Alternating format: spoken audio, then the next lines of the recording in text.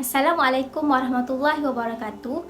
We are from Group 5 would like to present our report about understanding on the concept of Qada and Qadar and oneself development as human capital. First of all, may I introduce what is human capital and Qada also their relationship. Human capital development is one of the key elements emphasized by the government. This is created to achieve a stronger national economy and higher values while focusing on socio-economic issues as well as improving the standard of living of people as a whole. There is a definition of human capital by Western economists where human capital only focuses on skills and human values in a physical form only, while in Islam, human also emphasize spiritual values in order to form a balance between two elements which is physical and spiritual. Qada and Qadar are the 6 pillars of faith which are obligatory to be believed by every Muslim who is mukallaf. Qada is a system of rules that has been set to all creatures since Azali, and Qadar is the implementation of each rule set at a certain time.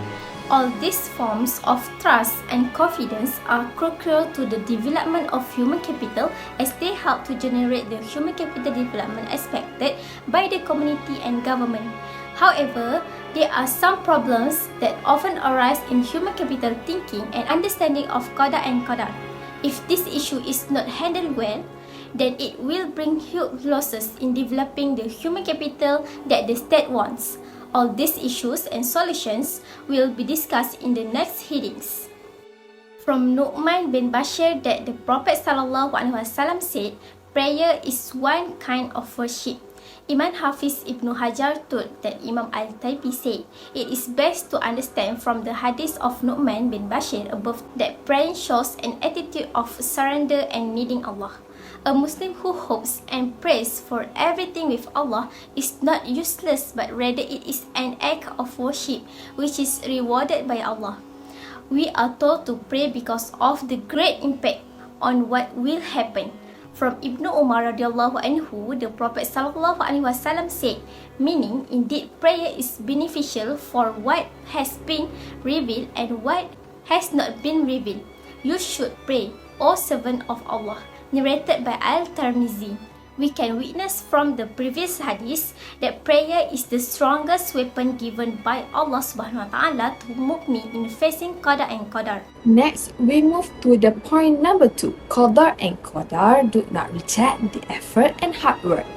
Qadar is the matter that Allah subhanahu wa ta'ala decide on all his creatures, whether from point of creating them, cancelling them, or changing them. While Qadar means fate is something that has been determined by Allah subhanahu wa ta'ala since the beginning of time, so that it happens according to his knowledge that precedes everything.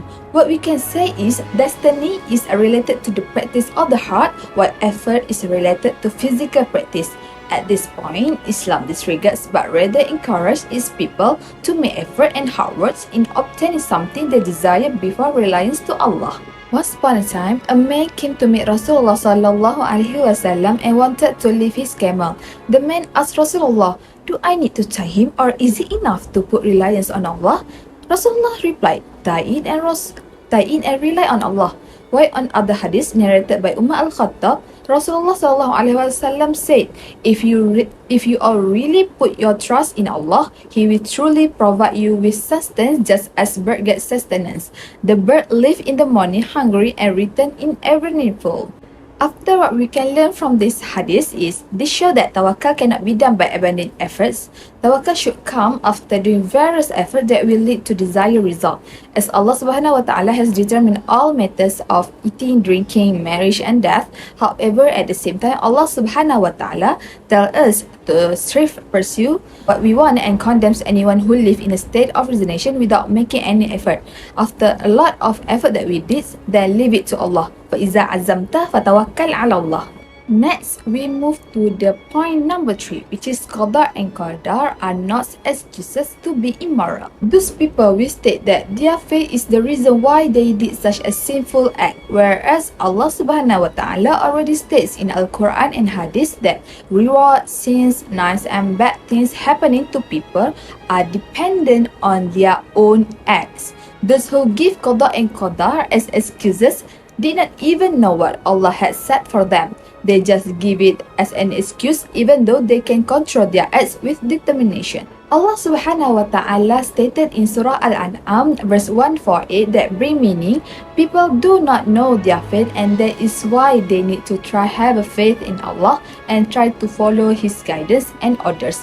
As an example, people who get tested with chronic disease will accept it and try to find cure and get treatment as they are not only blaming it on their faith. For the conclusion, human capital, especially in Muslim context, needs to understand this concept of Qadar and Qadar truthfully as it to preserve themselves from being immoral and act with honesty, responsibility, concern and trust. This will benefit any organization that are involved and also will help develop countries in the future.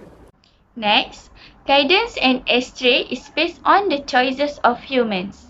There are slight misconception and understanding of the meaning behind the verse regarding Allah in giving guidance or leading astray of His servants. As we know, we as a Muslim are receiving hidayah from Allah in obeying all His orders. There are two meanings of hidayah in Quran. Firstly, to show al-dilalah. It can be found in Surah Al-Shura in verses 52. And so, we have sent to you, O Prophet, a revelation of our command. You did not know of this book and the faith before, but we have made it a light by which we guide whoever we will of our servants. And you are truly leading all to the straight path. The verse means that the Prophet shows people to the straight path.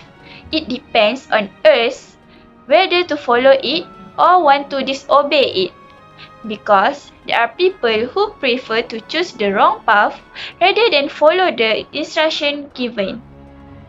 The second meaning is to help and guide in doing good and deeds.